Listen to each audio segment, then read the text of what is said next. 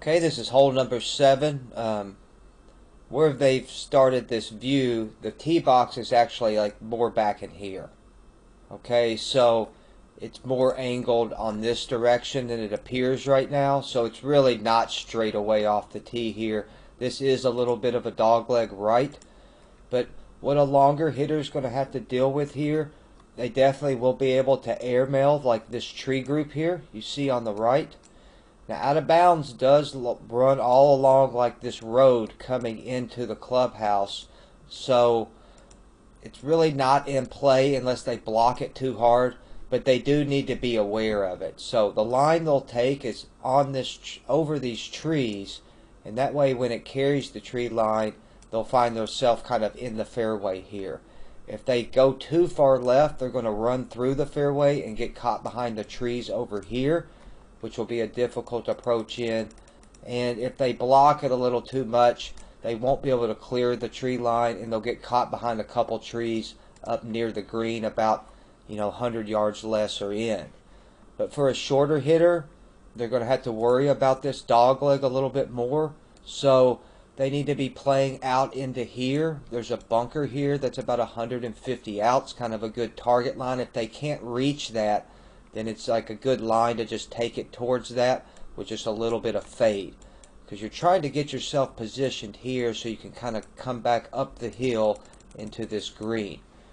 Now the approach into the green is going to be a blind shot unless you're able to drive it to about 30 or 40 yards. So they won't be able to see the green as far as when they're hitting into it.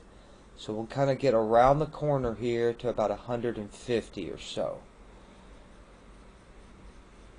Okay, here we are.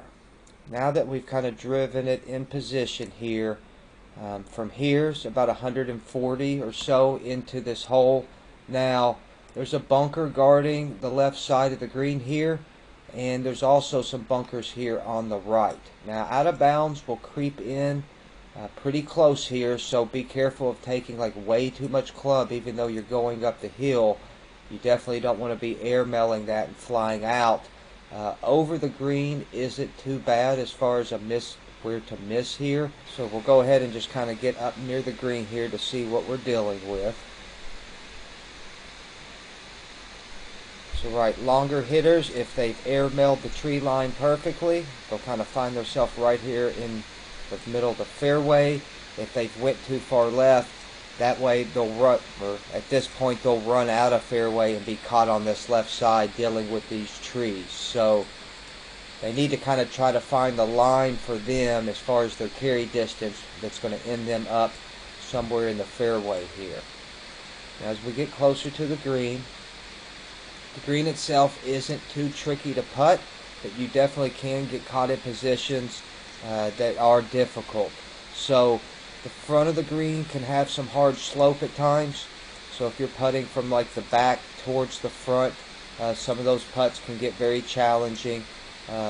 Pitching over this bunker, if the player does miss left to anything on a left pin, is going to be difficult to try to get up and down. So it's like almost all the holes on the front nine, now that I'm thinking back at it, is short and underneath the hole kind of seems to be the theme here at Danville Country Club, right? If you're always short or underneath the hole, the pitch and the chip, as far as getting up and down, the difficulty of that is almost always going to be so much easier than the other positions you can find yourself in.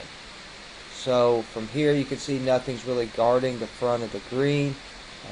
It's hard to get a sense of the slope of it, but there's not a whole lot of slope going on. Most of the slope takes part on the left side of the green and on the front of the green. So even back in here, the pitches and chips aren't too difficult because you will have time to stop the ball if the pin is cut here in the front before the ball can pick up too much speed. So yeah, that's hole number 7.